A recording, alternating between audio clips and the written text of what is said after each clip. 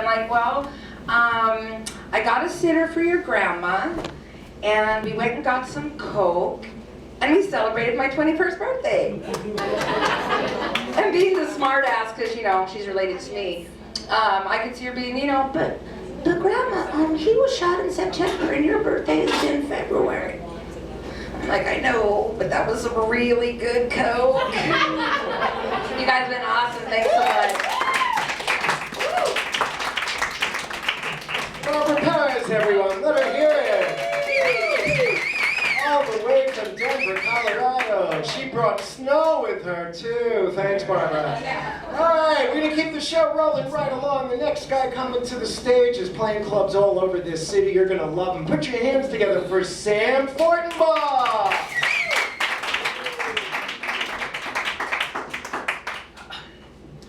Thank you kindly. Thank you kindly. I have some social issues with dating, for instance. And I know this because when I think about it, all I want from my next relationship is a good breakup.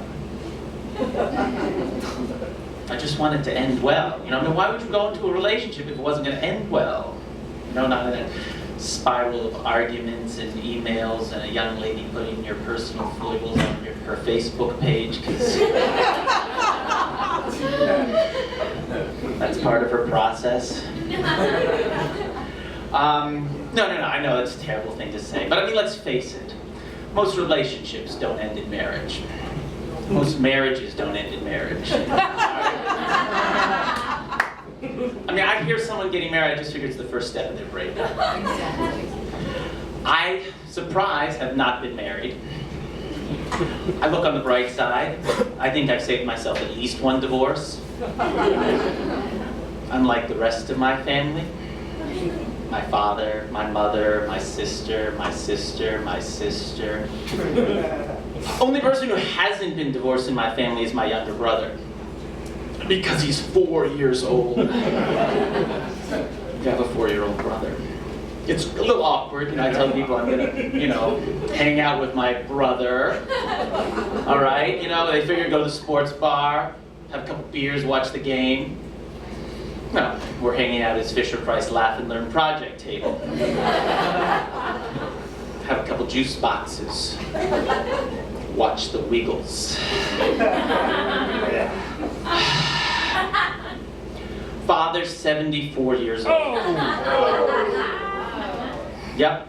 And he doesn't think there's anything wrong with that, so I guess maybe he's right. It's 70 that's the new 20. And his wife, not my mother, his current wife, 56. Gave birth at 52. Wow. Yeah. Yeah. Now, you could understand if she'd been in her early 30s, but my father wasn't rich enough to marry someone that young. But, you know, 52, 70, you know, you think about it, you don't want it. I don't want to think about it, you know. You do, but you think about it. How? How did they do this? I don't. But I do. I mean, I do. What was it, Viagra? Surrogate egg donor? Fertility clinic? I'll tell you one thing it wasn't. 6-pack of Paps in the back seat of a Dodge. All right? This kid was a planned mistake. So, well, you can imagine things are confusing to me, and they just keep happening. For instance, I had sex with a woman. Yes, thank you. I always like when people applaud that.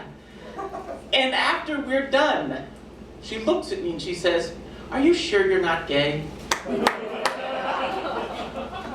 Ow. And I'm thinking, could you at least say, "Are you sure you're not bisexual?" I mean, I could understand that. And also, here's what I have a problem with. If a woman has sex with you and then says, "You're gay," isn't that a little arrogant? I mean, isn't that a little arrogant? Isn't that saying like, "I am the only woman who could sway you back to the right side"? But I don't have a problem with bisexuality. I mean, I accept it because, you know, I mean, let's face it, I exude a great deal of sexual energy. And you can tell that. in the kind of an old-fashioned movie style, like Cary Grant, you know, like men want to be me, women want to have sex with me, men want to have sex, the whole thing. I can't control that. So it does not surprise me that I was asked by my friend who writes and produces softcore porn movies to be in one. And you have probably heard his oeuvre. Busty Cops, The Witches of Brestwick, Alabama Jones and the Busty Crusade.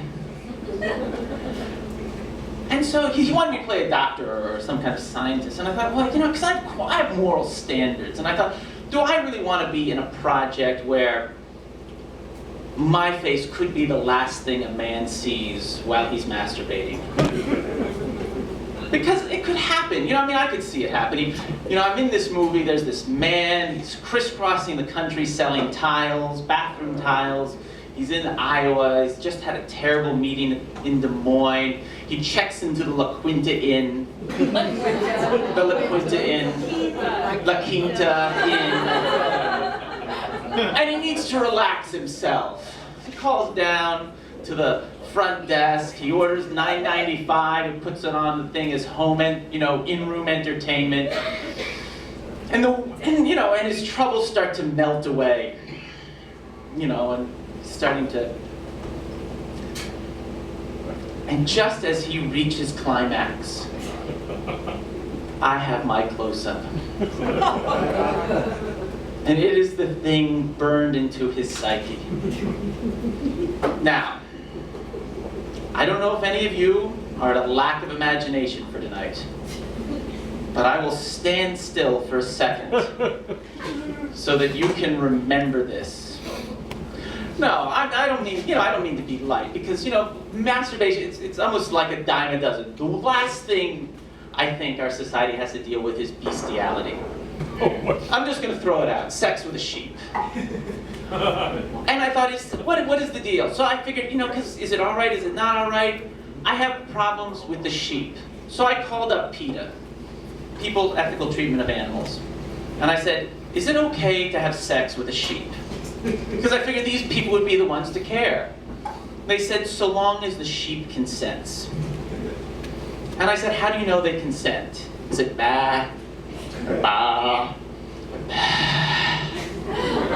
And I'm going to leave you with this. This is what they said. This is true. If you can't tell, maybe you shouldn't be having sex with a sheep. All right, let's bring back Jeff, and thank you very much. Sam Fortenbaugh, everyone. Let him hear it. Let him hear it. All right, ladies and gentlemen, that concludes our bestiality portion of the show. All right, coming to the stage next, very funny girl.